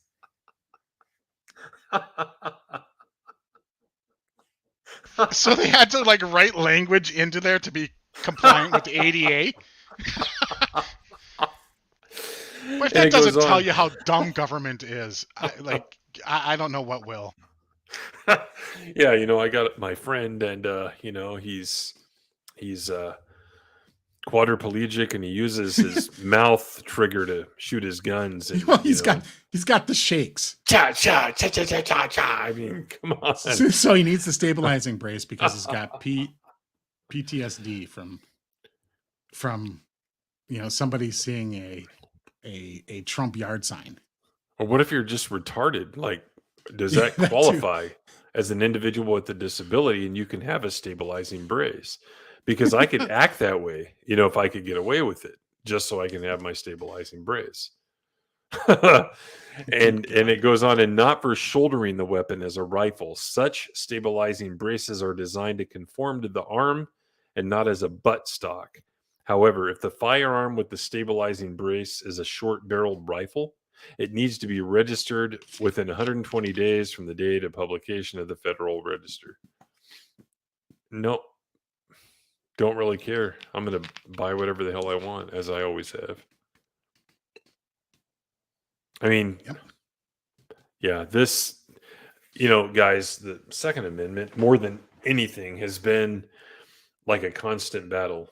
And it's always had, it has to be defended. I thought the Washington, D.C. court case, what was that, about 18 years ago? I want to say it was 04. Supreme Court doesn't take up Second Amendment stuff very often. No, and I thought seem when to that be was more decided frequently now, which is good. I thought it was over when that was decided, but it's something that constantly has to be defended. Well, no, because it seems like no precedent is ever set. Well, no, because they keep coming around with like sideways ways to attack it. So we won't ban the guns, but we'll ban the things that make the guns, or we'll ban the banking that funds the guns, or we'll restrict ammo, we'll restrict all these other things, and we're like, well, you don't have to register gun, but you have to register ammo. And the Second Amendment doesn't say anything about ammunition, so Yeah, they can. I agree, Jack. They can fuck off. But the point here is the fact that the ATF doesn't want you to have those is the reason that you should be able to have those. This is the same ATF that gave assault rifles to drug smugglers in Mexico. Yeah. What did they call that again? The Operation Operation Holder. No. Yeah, it was Holder. Yeah, I know. And like he was held in contempt of Congress. We got to look this up. But then he didn't prosecute himself, so the contempt of Congress thing didn't really do anything. Holder gun running. Let's see. Like as soon as you say it, I'm going to be like, oh yeah. Fast and Furious. Fast and Furious, yeah. Yeah. But yeah, guys, like, the Second Amendment isn't for hunting. It's not for defending yourself against criminals. It's for preventing tyranny from the government. So if the government has tanks, then militias and people should be allowed to have tanks. You can't take on the U.S. military, Jack. Yeah. So are you going to drop a nuclear bomb on my house and then destroy the whole city? It doesn't even make sense. Yeah, I mean, he just said this week, you don't need an AR-15 because the government has F-15s. Yeah, I saw that. This week. I should be able to have an F-15. I'm sorry, if I can afford it. Yeah. I love, like, the Second Amendment issue, like, really, really highlights the vast divide between the low information voter and the informed voter. Because, like, you get, like, everybody knows that Joe Biden's a dumbass, but he keeps saying this, like, laugh line that he thinks is funny, but, like, well, you don't need an AR-15 because the deer aren't wearing Kevlar vests. Be like, my 306 hunting rifle is more powerful than an AR-15. It shoots bigger bullets. It's more powerful. Like, actual hunting rifles are more powerful than these AR-15s. And I just always think like, oh, the deer aren't running around with Kevlar vests. But like, the Second Amendment isn't about deer hunting, first and foremost. But even if it were, it'd be like hunting rifles are actually more powerful. Like if I had a modified magazine for my hunting rifle, like I could do more damage than with an AR-15. Oh yeah, because they're both. Guess what? They're both semi-automatic. Which means one squeeze, one bullet. Mm-hmm. Let me tell you what I could do more damage with if I can finally find in stock that Saya shotgun I want with a magazine that holds about I think it's like 30 shells. That's a drum. Well, they sell a drum, but I heard it jams, so they say to just get the straight curved clip. Imagine 30 rounds of 12 gauge. Pow, pow, pow, pow, pow, pow, pow. You could like deck sweep with that thing, you know, like, but no, let's focus on something that looks bad. Well, the automatic rifle 15. Yeah. Assault rifle. We had what's his name out there saying like, you know, no, it stands for assault rifle. I'm like, no, that's not what AR stands for. But if you think about it, and like I don't certainly want to give anybody any ideas, but like I could, even with my standard factory settings 12 gauge shotgun, if I walked onto a city bus, I could do a lot of fucking damage in a very quick hurry. Yeah. Or any crowded thing at close range. I mean, like, look, their life is fragile. The world is always going to be a dangerous place. Like, you can't mitigate that 100% ever. And, you know, you could ban these things. And if a determined bad person really wants to do some damage, they can still do a lot of damage. Yep. That's just unfortunate reality. Waukesha. Yeah, a guy with a car. Right? Yeah, and that's always been like the meme, like, oh, car control. Well, no, really, like, you know, look what he did with the car, the motor vehicle. Yeah. Just any number of things. Like a person who is determined to hurt a lot of people, that's even remotely got a brain, will be able to do it. Yeah. The thing you can do is one, you try and create a society where people don't become that deranged. Two, you put in place very, very no nonsense, very hard lined penalties for people who do commit those things as a deterrent. And then you give the rest of the public the ability to self-protect against said people. Yes, that was Geraldo. Thank you, Jack of a Catches. Geraldo Rivera said that. Man, that guy is fucking retarded. Oh, you know, holy crap! Like that is a whole pile of dumb. Back in the day, we used to have like this argument. Me and quite frankly, I think the guys from Four Corners podcast back in the day, we used to have this argument, and some other guys we know. Who's dumber, Geraldo or Juan Williams? Juan Williams Geraldo is an idiot too. You think so, huh? I think Juan Williams is plays a part. Yeah. I think Geraldo Rivera believes the dumb shit he says. Yeah. I think Juan Williams just understands that he's supposed to be the foil. And he's a lot of people accuse like Alan Combs of this. Remember Hannity and Combs? Yeah. Before it was just Sean Hannity. Yeah. And, you know, every single episode was basically them just yelling at each other or yelling over the top of the guest. Combs never yelled back. That's the problem. Well, a lot of people on the left hated Combs because they thought Combs was just a patsy. And Combs is actually a fairly smart guy. And while I disagreed with him almost on everything, he was actually a pretty decent guy too. Oh, yeah. Yeah. Like he wasn't like he wasn't like a Geraldo Rivera. And like another guy that they had on Fox, God, what was his name? He passed away a couple years ago. Beckel, Bob. Oh, I didn't know That he guy? passed away. Yeah, I'm pretty sure he did.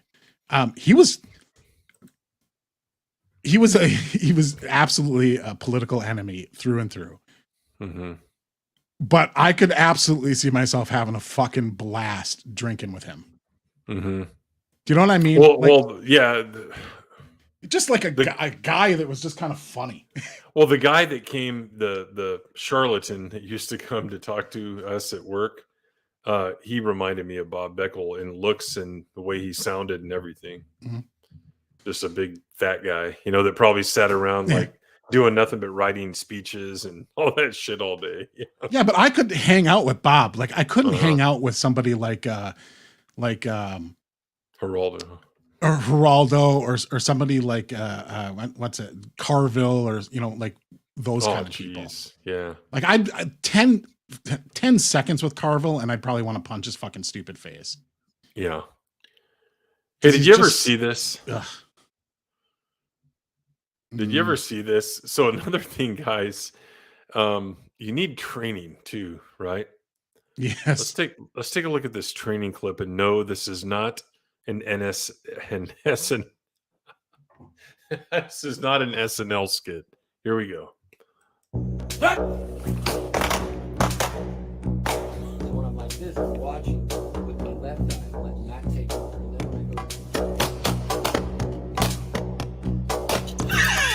What?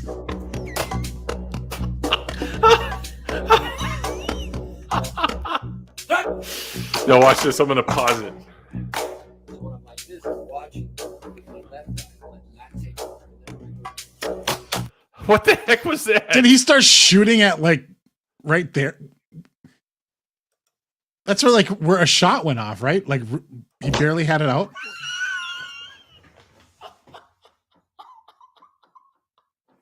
Let me see if I can get it to where the blast is happening. Hang on, I gotta tap it. I'm too slow. See if I can back it up here.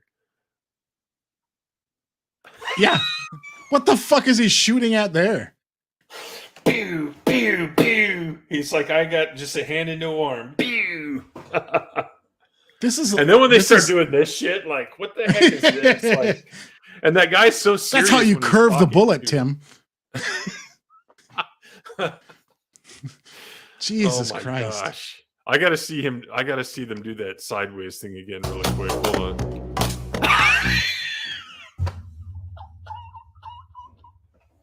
Whoever this is this like Jack Murphy? I mean, you know, that's the vibe I'm getting. Like the vibe I'm getting from this guy is like one of these, like, you know, manosphere guys. Yeah. Like that is not. Are they doing interpretive shooting? Yeah.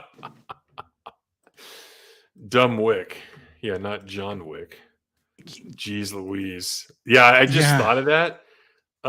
Somebody had posted that, and I was like, what am I even looking at here? And I literally thought it was a comedy skit, because the way he's talking and he's all serious, I'm like, oh, this is like, it feels like an SNL skit, like from the 90s, where they'd have like something really serious, you think it is, and then, you know, it's just hilarious. But well, you know, there's that guy that always does shorts videos on YouTube. I don't know who he is, but like it's always like these self-defense guys on YouTube, and they're like, it'll be shorts or just, you know, regular videos where they'll have, you know, they'll be in a gym or whatever and be like, okay, if they come at you, you do this, and like puts them on the ground. I love the videos that other people produce that like critique them, and they'll be like, yeah, no, like you'll die if you do that. You'll almost always die. Like just fire in a phone booth. Yeah. Oh, I get it. Yeah, it's. Oh my gosh. I don't know of a circumstance where it's beneficial for you to turn your gun sideways ever, unless you're trying to look cool in a rap video. Like that's never the best way to shoot the gun.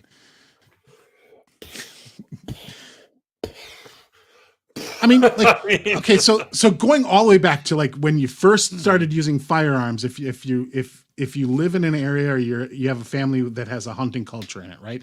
So you go and take hunter safety class, right? To learn hunter safety, so you don't hurt anybody when you're hunting.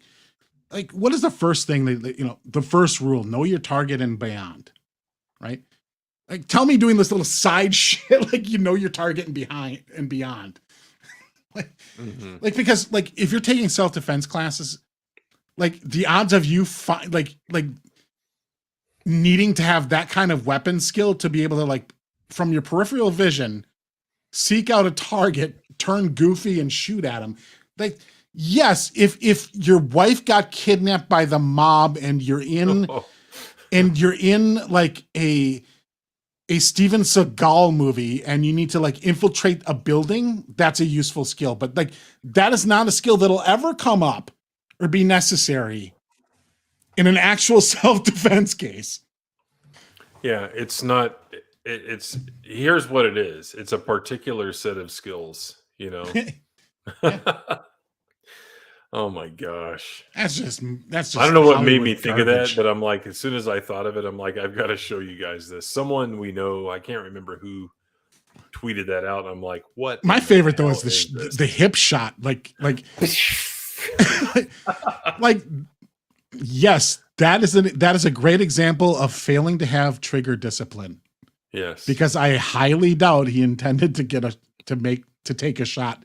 Because you could see his face a little bit. He's kind of like, he's like, oh shit.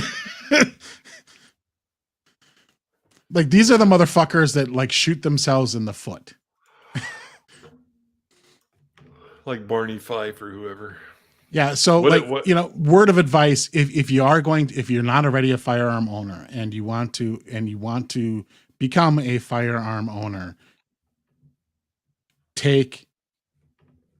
get lessons or be taught by somebody who's very competent at using them.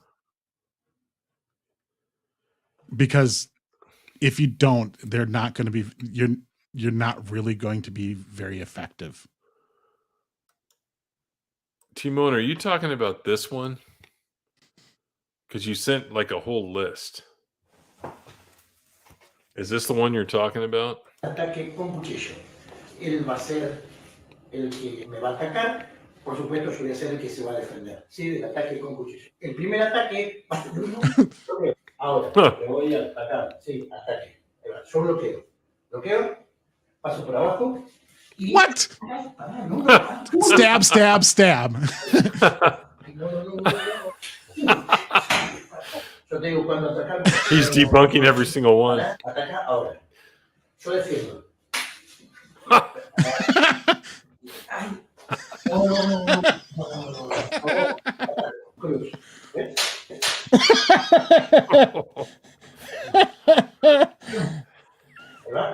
I like this guy. You can't even reach him. Oh yeah, come at me.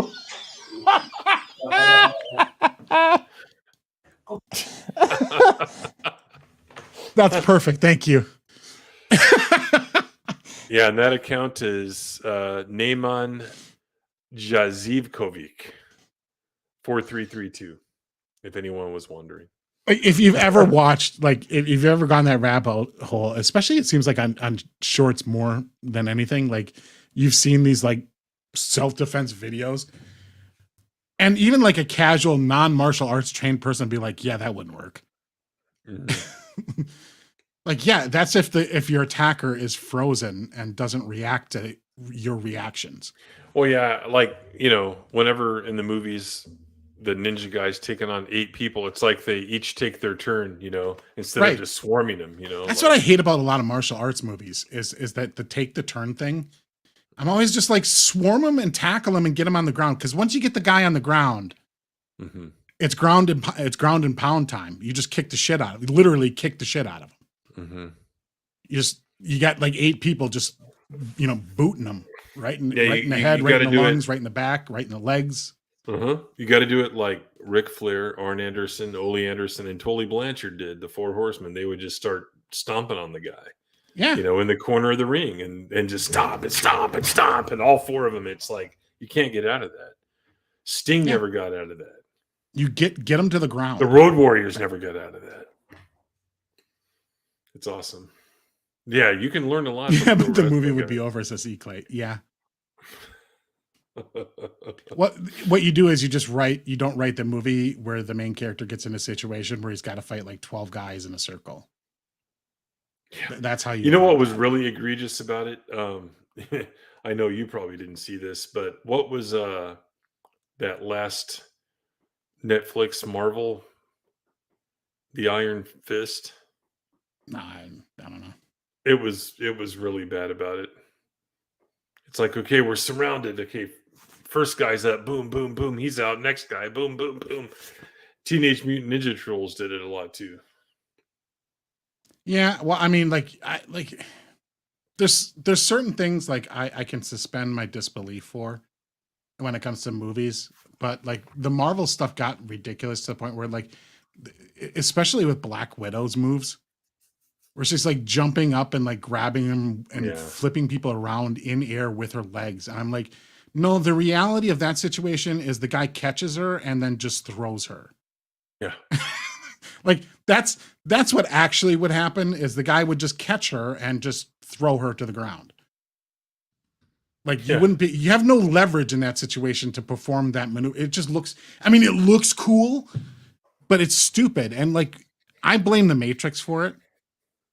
Oh yeah, that stupid, like, I'm blocking your hits by going I'm just well, like, and the slow-mo, the spinny cameras, and like the ridiculous arrow. But the thing is at least in the Matrix, they had an in-story excuse. Like, this wasn't reality. Yeah. These weren't human abilities. They were essentially superpowers. Not that defied, like, actual real physics could be violated in this world, and it was built into the story. That's kind of one of the things that made the Matrix cool, was like that kind of bullshit action was kind of written into the premise. Versus like Marvel, it's just like, well, yeah, this person who has no actual physical abilities whatsoever can just flip and throw people around. Yeah, and I don't know, equally, like, I expect a real Kryptonian to play Superman, because otherwise it's some kind of face. I don't know what face that would be. Crypto face? I don't know. Yeah, something like that. Yeah. And yes, like I said, there's a level of automatic suspension of disbelief when you watch some of these things. Like, be like, oh, well, you know, telekinesis doesn't exist, so the Force is bullshit. Well, of course, yes, but in universe, like, it exists. It's written in there. So one thing that the comic book movies, I think, should do less of is try to ground them in our actual world. But yes, like, you know, like, of course, comic book movies are stupid. Like, Superman's abilities, like, how the fuck would that work? Like, is like, so Superman's ability is supposed to be based on the power of the sun and its different densities of in a cell and all that other bullshit. It's like, okay, so like, does he shed skin? Is that shed skin invulnerable? Like, somebody, like, you could like cut diamonds with it or something because he peeled his skin off. Like, how his hair, like, how did Superman lose his baby teeth? Like they should do a comic book to, like, if I were to reboot Superman, I'd have that scene where, like, Pa Kent is like, don't worry, son, we'll pull that tooth out. It's like he's got like a loose baby tooth, and he, like, you know, he tried to do the, you know, tie the string and pull it, and of course it's Superman, so the string just goes doink and breaks, and then he keeps escalating it, and he's like he's got a chain wrapped around the tooth, and he's trying to pull it with his truck, and then, like, the chain pulls the bumper off the truck because Superman's baby tooth is that powerful. Well, I guess he's not, you know, circumcised either, but check this out though. Check this out though, because, like, let's go to Star Trek here. Like, is Krypton like one of those parallel development things? Why do they look exactly like humans on the outside to where he can integrate with society? You know, I suspect and I have a lot of Superman comics, but I suspect out there somewhere there's been some version where, they, his ship genetically engineered him to look like the inhabitants of the planet he arrives at, or, What a lot of science fiction does is they integrate a master race, not in a supremacy way, but like an ancient race that seeded the galaxy, and that's why there's so many similarities. They evolved superficially differently a little bit, but they're all basically humanoid, is because they all come from a genetic root. And it's some weird alien seed race that seeded the galaxy with life. And, because it's comic books and everything, they can't just say it's like God. Hey guys, while we're on that topic, and we're going to wrap it up here because we've been going 2 hours, which is pretty healthy, and we've had some fun. But did you want to do off the treks this weekend? Sure.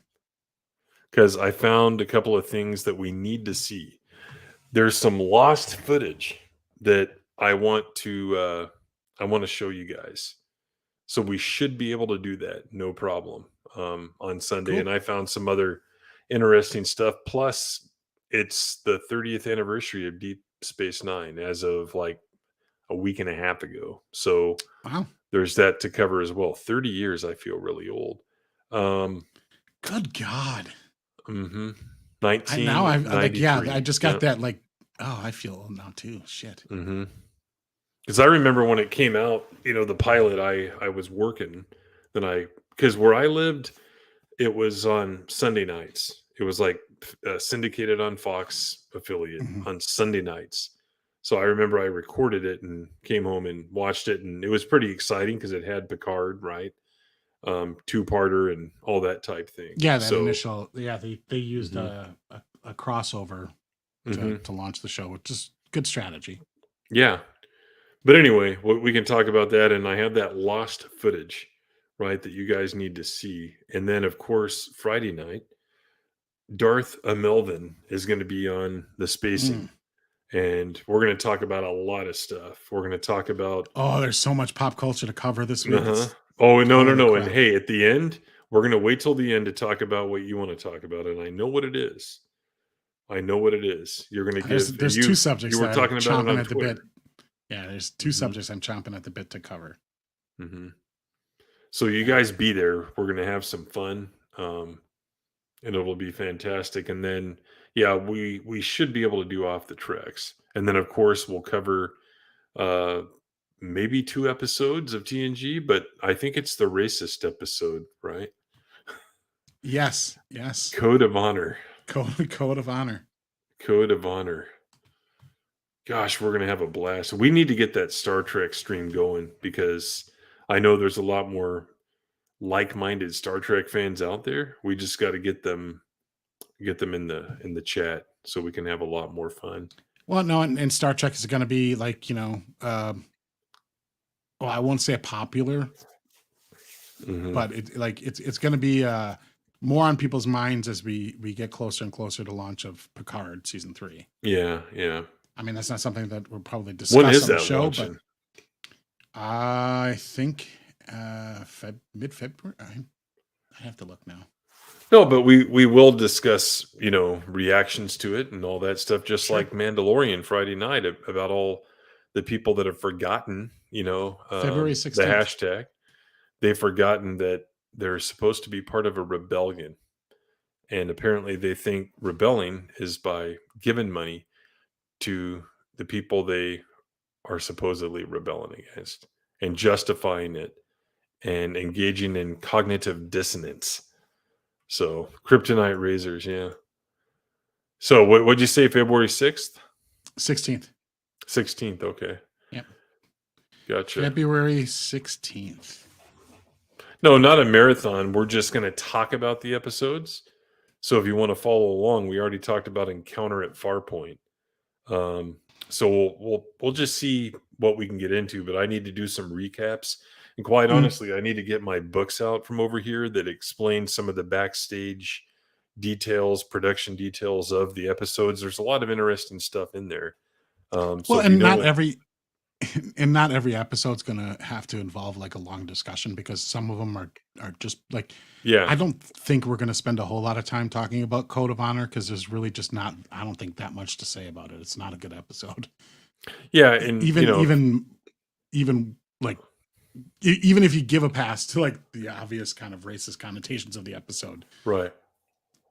It's not that good of an episode. Period. But if you know anyone that likes Trek, tell them about the stream. Tell them to rewatch it if they can't watch it live, because it. By the way, the last one we did, most viewed ever off the Treks. I think it was at like 210 views. I think the second most was like right under 200, and it was the hottest women. So yeah, Well, let's get naturally. some people up in there. Well, Trek has always been niche. So like in the YouTube space, like it's difficult to really make a name for yourself or gain any kind of population talking about Trek, because Trek has never been like, people are aware of it. They're aware of the memes about it, but like the knowledge level and interest is just like, it's never going to be a Star Wars or Lord of the Rings or Marvel or anything like that. It's a solid franchise that had a very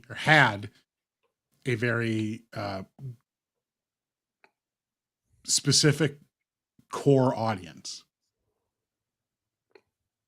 And so like, I don't expect to get like massive views on anytime we talk about Trek, because it's just, and I'm fine with that. See, that the thing is like, I don't want Trek to become a big budget phenomenon. I was happy with it being a niche thing where like you get it. If you get it, you get it. And if you don't, fine, go watch something else. Yeah. I don't want the Trek audience to grow super big. I don't want it to become the mainstream mega hit. Like, that makes it shitty. Like, it loses something when you try and mainstream it. That could apply to a lot of people too, or a lot of different things too. Like this stream, and the other streams. I don't want them to become huge, because then it may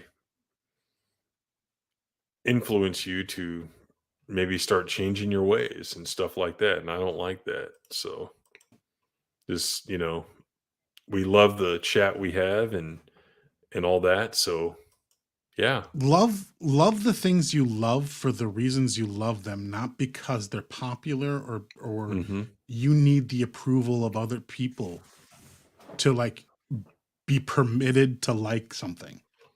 And I think like way too often people are obsessed about liking the right things or wanting the things that they like to become popular. And it's like, that's not necessary. Just if for whatever reason you like a thing, like it for that reason. Like, who cares if somebody else doesn't?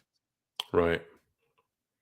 Be your own person and like the things for what you like them for, and don't worry about what everybody else thinks about them. You don't need their approval.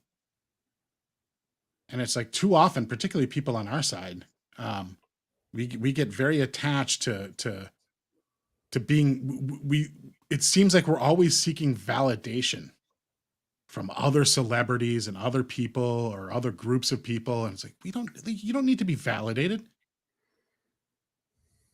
Like, you don't Tim doesn't have to like something in order for me to like have permission to like something. Like, I could like, and vice versa. Like, I'm not a DS9 fan. Does that affect Tim? Does that affect your opinion of DS9 at all? No, I would not respect you if you nodded your head. I would assume then you must not really like it that much if my dislike of it influences you that much. Unless I'm coming up with like very valid reasons. And I mean, I do have some valid reasons when it comes to DS9, but they're not deal breakers. Right. If you have valid reasons for liking Discovery, those are deal breakers. DS9's not one. That makes sense. Because you're good enough, you're smart enough, and doggone it, I want to feel up some titties on an airplane. Don't we all? Well, you know, that's what. Did he really do that? He took pictures. That was. It wasn't his politics and the fact that he's a brain dead idiot that got him out of his seat. It was the controversy over the fact that, like, yeah, he was lecherous. I'm just surprised they're not men's crotches he took photos of, you know. Well, he probably has those too. But like, yeah. You know, shocker to the world, Hollywood guy is a sex pervert. Mm-hmm. Whoa. Anyway. No shit. But yeah, we're gonna wrap it up, guys. So be there Friday night. It's gonna be a whole hell of a lot of fun. Yeah. Good stuff. Me and this guy and Laura and Darth Melvin for at least a little while, you know. Mm-hmm. He's like me. He said last night he's a busy guy. It's hard to find time to edit videos and to get all your real life shit done and all that. So I'm sure, you know, he can't stay as long as we usually stay, but he'll be there for a while. So if you like communism, yeah, you're right. Communism sucks. I actively avoid people like that. I block them on social media because I don't want to see what they have to say. Sorry. Yeah, there's certain things that, you know, you can think, oh, you know, why can't we work together to come up with solutions? Because some things they cannot coexist. The two things cannot exist in the same space. Yeah. And one side just needs to win.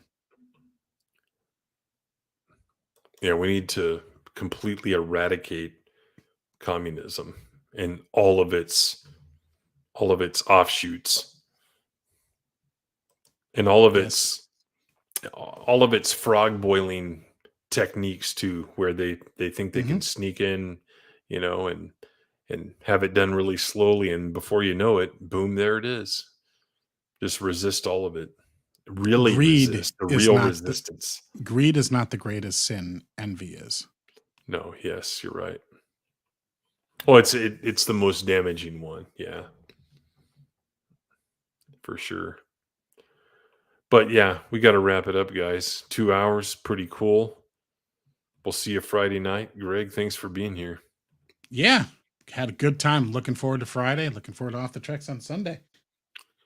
In fact, look at our little, and you came up with this, and I just translated it to Latin, our little credo there. And it's, if you want to take away my freedom, you're my enemy. That's all there is to it. That's my criteria. So, all right, guys. Yeah, we cannot peacefully coexist. Yes. You know, it's you die or I. Mm-hmm. Well, it doesn't have to come to death, but like, yeah, I'm not going to voluntarily coexist. Yeah, it does. With you.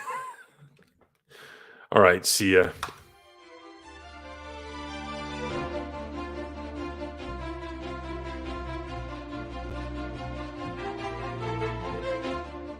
Is that legal?